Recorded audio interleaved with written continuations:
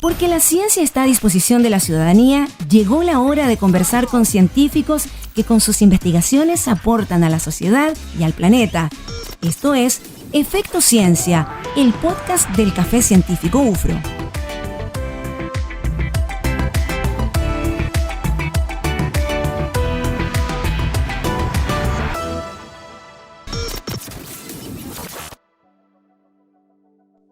La inmunoterapia o administración de medicamentos que propicien una respuesta del sistema inmunológico supone un campo nuevo en los tratamientos oncológicos y permite abrir una puerta en la obtención de mejores resultados con menor toxicidad respecto al empleo de las terapias tradicionales. Una chilena que se encuentra a la vanguardia de esta disciplina es la doctora Fabiola Osorio, directora del Laboratorio de Inmunología y Estrés Celular del Instituto de Ciencias Biomédicas de la Universidad de Chile. Para hablar de esta temática nos acompaña hoy día la doctora Osorio, quien es ingeniera en biotecnología molecular con grado de doctor en inmunología y patología molecular de la University College London de Inglaterra. Realizó posteriormente su postdoctorado en Bélgica y se ha enfocado en los estudios de la regulación de la respuesta inmune por perturbaciones de la homeostasis celular. Actualmente también es investigadora internacional del Instituto Médico Howard Hughes de Estados Unidos y presidenta de la Asociación Chilena de Inmunología. Fabiola, muchas gracias por acompañarnos. Bienvenida al Café Científico en Línea de la UFRO. Muchas gracias por invitarme. Fabiola, antes de comenzar con el tema propiamente tal, también es importante relevar la importancia o cómo los centros de investigación internacional reconocen la ciencia que se hace en nuestro país. ¿Cómo llegas a formar parte de este instituto estadounidense? Sería bueno también que lo comentáramos. Son cerca de 40 investigadores que están participando a nivel mundial, por lo tanto también es reconocer que la ciencia que se hace en nuestro país es de primer nivel. Si nos puedes comentar un poco sobre cómo llegas a participar de este centro, por favor. Sí, claro. La verdad yo creo que es un poco una mezcla entre trabajo duro, ideas y azar. O sea, como yo creo que todas las historias... La conjugación. Es la conjugación un poco de todo. Yo venía llegando en mi postdoctorado a Chile, venía a establecer mi laboratorio, estaba partiendo con un gran pequeño con el cual me pude venir. Y... con muchas ideas en la cabeza, por supuesto, y también con el hecho de que me formé en lugares que eran bastante propicios para la generación de ideas novedosas en inmunología. Entonces venía un poco como con este impulso, y se abre esta convocatoria, y el perfil de los proyectos era precisamente ese, buscar proyectos que fueran de alto riesgo, digamos high risk, high win, de alguna forma, y que tuvieran este ímpetu de más que generar un producto, por ejemplo, o generar algo muy concreto. La verdad es que estos proyectos se hacen para poder avanzar en la frontera del conocimiento. Por lo tanto, tienen mayor libertad, digámoslo, teórico-conceptual, para poder jugársela por ideas que sean arriesgadas y que no necesariamente van a tener financiamiento por instituciones más convencionales.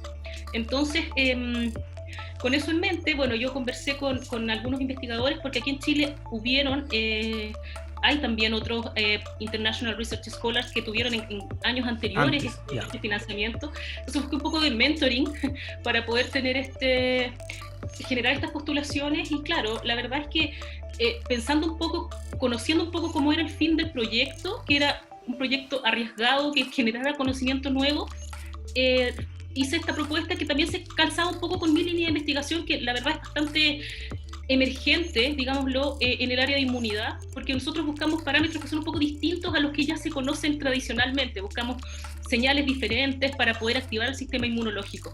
Entonces, pensando un poco en eso, hice la propuesta y resultó bastante bien recibida, así que fue bastante gratificante, porque obviamente como investigadora joven partiendo en Chile, es un impulso tremendo para mí y para mi laboratorio poder dar este salto, y también es un incentivo al ver que las ideas que uno propone desde acá, desde Chile, son bien reconocidas afuera. O sea, eso también es un súper incentivo para seguir trabajando en ciencia y en inmunología. Seguro que así es. Fabiola, con respecto justamente a la inmunología, ya comenzamos con el tema. ¿Cómo funciona nuestro sistema inmune en general? ¿Cómo funciona esta maquinaria que nos está protegiendo? Esa es una pregunta que pareciera ser muy simple y es de verdad muy compleja. Probablemente ni siquiera tengo yo la respuesta.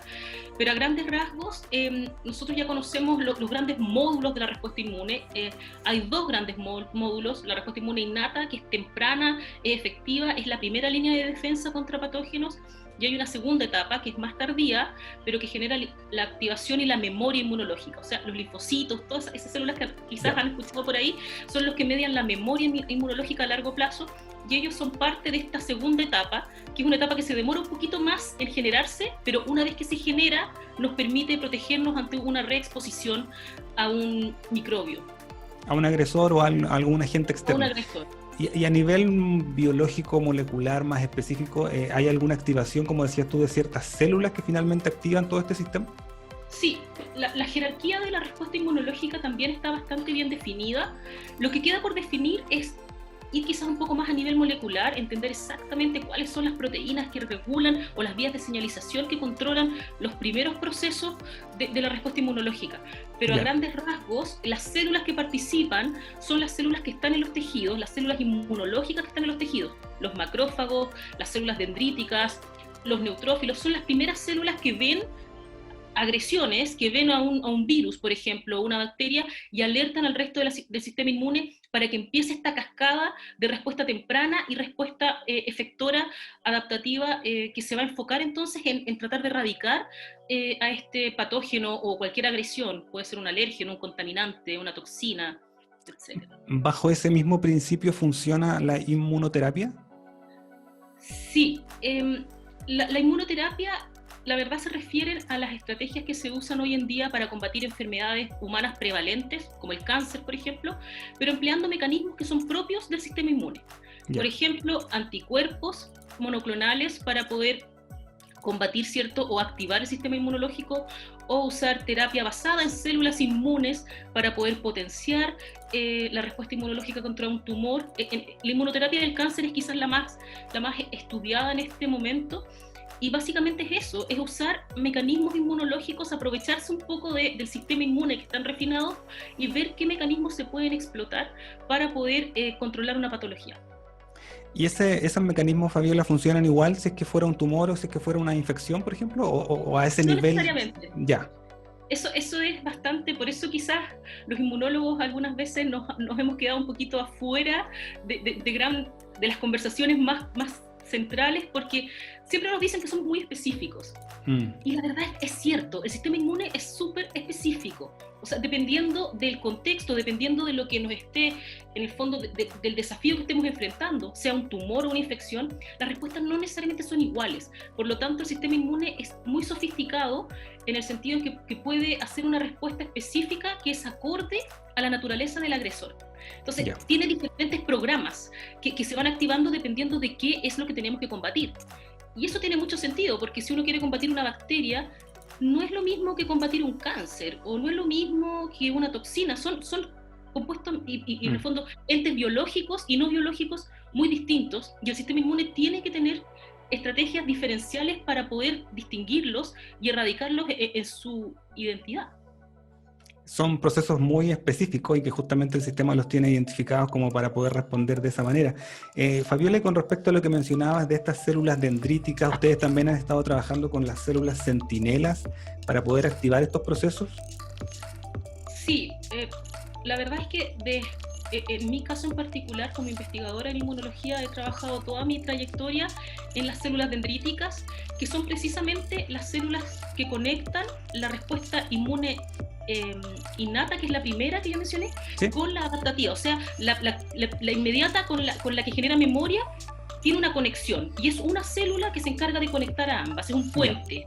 Esa célula es la célula dendrítica, y esta célula es una célula bastante, obviamente, crucial en el sistema inmunológico, porque tiene la capacidad de generar esta conexión y de promover que tengamos memoria inmunológica, también de que generemos una respuesta que sea a más largo plazo, y también es que es mucho más específica para poder combatir a estos agresores. Entonces, nosotros hemos llevado ya bastantes años, yo como investigadora, tanto como en formación, como ya PI, investigadora principal, en el estudio de cómo estas células funcionan. Para nosotros son verdaderos fuente de conocimiento y de inspiración, porque creemos que tienen mecanismos muy refinados para poder identificar lo que es una agresión y tomar la decisión de ir a activar el sistema inmune. Eso es, con nosotros nos llama mucho la atención.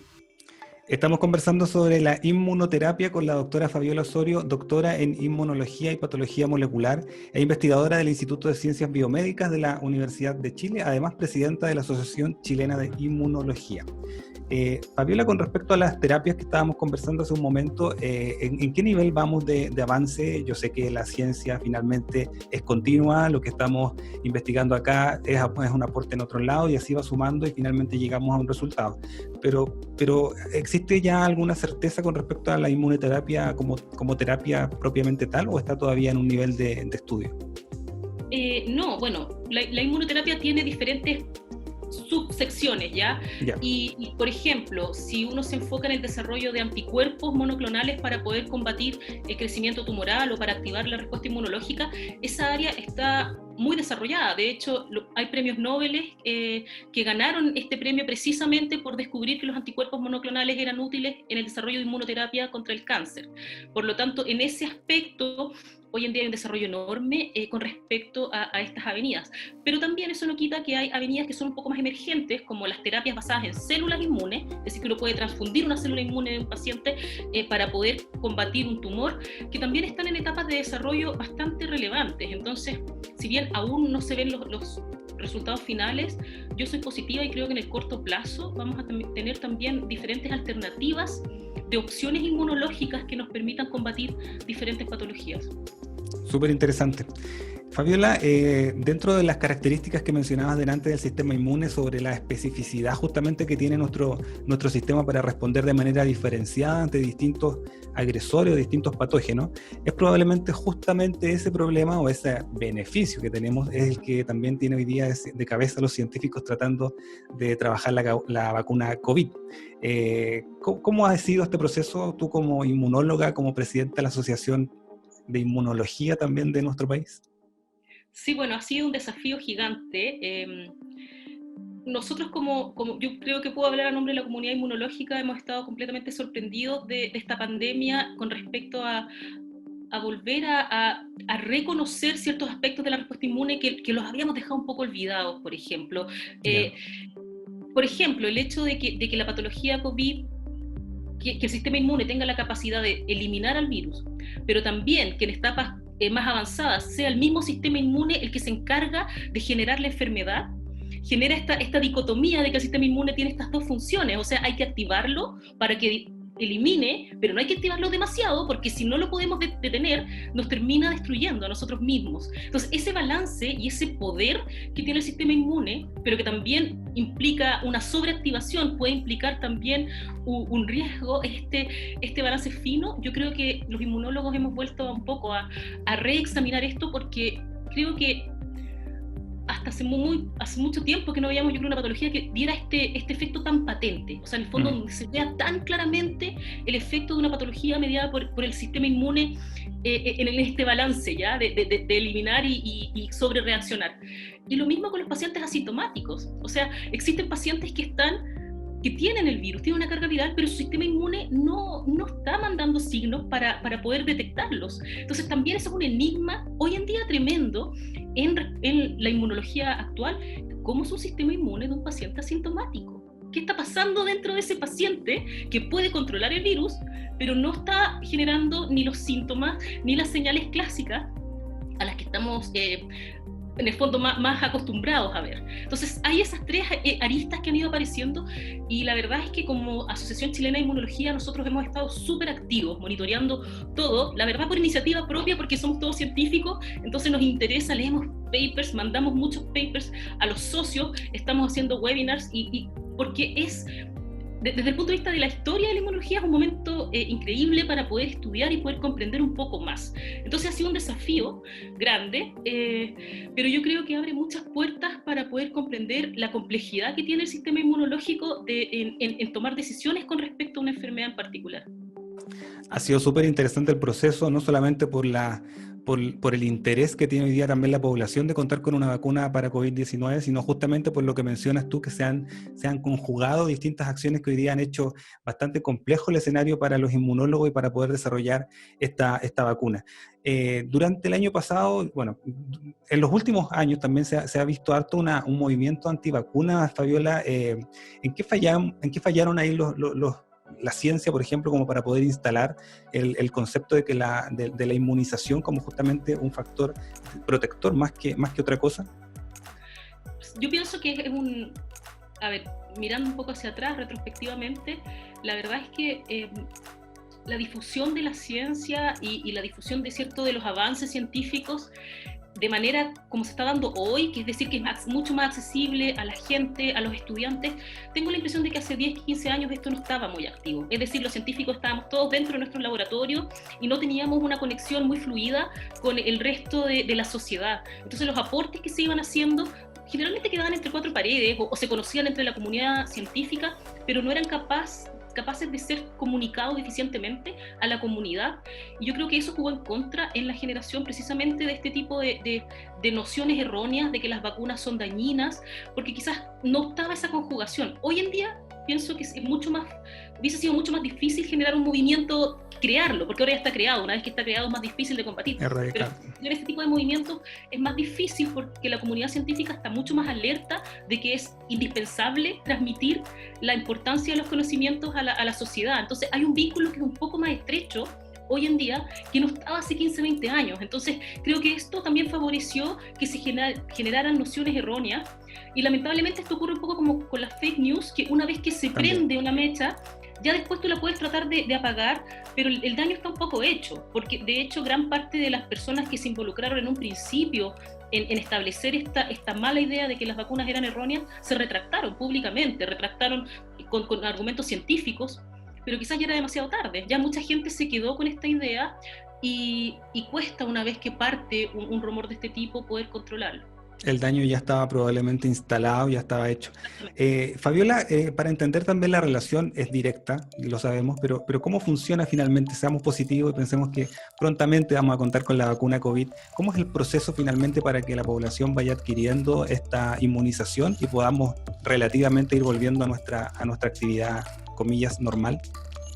Bueno, gran parte de las vacunas que se están generando ahora están en fase 3, es decir, esa es una fase bastante avanzada del desarrollo de una vacuna. La fase tiene fase 1, fase 2 y fase 3. Por lo tanto, antiguamente se podría haber esperado quizás 15 años, 20 años para generar una vacuna. Probablemente esto no va a ocurrir en la etapa COVID, va a ser mucho menos. Y el hecho de que varios prototipos de vacunas estén en fase 3, que es la etapa final, yo creo que es una muy buena noticia, porque eso indica que prontamente vamos a tener resultados acerca de esos estudios. Lo importante sí es que no se pueden saltar las etapas de una validación de una vacuna. Es un tema demasiado serio, obviamente, y por mucho que haya expectativa y ganas de tenerla, la verdad es que lo más importante es que los estudios de fase 3 se hagan de la manera más rigurosa posible, que estoy segura se van a hacer, pero también que se evalúen los resultados de esos estudios para tomar decisiones acerca de cuál va a ser el mejor prototipo. Pero yo creo que eso se va a hacer, por supuesto, durante este año. Ya se está haciendo en muchos países y es muy probable que haya noticias de esos fase 3 pronto. Que eso se traduzca en que el mundo tenga la vacuna a su disposición, ese es otro tema, porque tiene que ver con manufactura, escalamiento, son otras cosas. Pero el resultado, es decir, el que se pueda saber cuál fue la vacuna que funciona, o más de una, ojalá más de una, para que haya mayor disposición, ¿cierto? Funcionan, yo creo que eso se va a saber en el corto plazo, ¿ya? Porque ya están en una etapa de desarrollo o de experimentación final, que es un fase 3. ¿En las personas? ¿En personas? En personas. Es una muy buena noticia. Fabiola, y para ir concluyendo ya esta conversación, ¿cuáles son los desafíos que tienen hoy día en el laboratorio con respecto a la investigación que ustedes están llevando, principalmente con la inmunoterapia, para poder enfrentar algunas patologías como el cáncer finalmente? Tenemos muchos desafíos, así que estamos muy expectantes de volver al laboratorio. Todos tenemos muchas ganas de volver después de tanto tiempo fuera. La verdad es que, mira, nuestro grupo se caracteriza por estudiar la biología de las células dendríticas y su impacto en diferentes enfermedades. Uno es la inmunoterapia, y nosotros nos basamos en identificar roles de proteínas desconocidas, pero que puedan tener un potencial papel en la función de las células dendríticas. Y nos enfocamos en el estrés celular porque creemos que una célula dendrítica, para hacer todo lo que tiene que hacer, tiene que tener un sistema de alarma que la despierte, digámoslo, fuerte, y nosotros apostamos que son las proteínas que estudiamos que tienen que ver con el estrés celular. Entonces, dentro del abanico de cosas que hacemos en el laboratorio, estamos estudiando las células dendríticas en inmunoterapia, pero también estamos estudiando las células dendríticas en diferentes organismos, porque muchas veces ha sido difícil trabajar con células dendríticas en humanos, obviamente por razones lógicas, pero hoy en día han existido desarrollos de protocolos súper relevantes en los últimos años que nos han permitido estudiar las células dendríticas humanas, y creemos que ahí hay una avenida invaluable, por supuesto,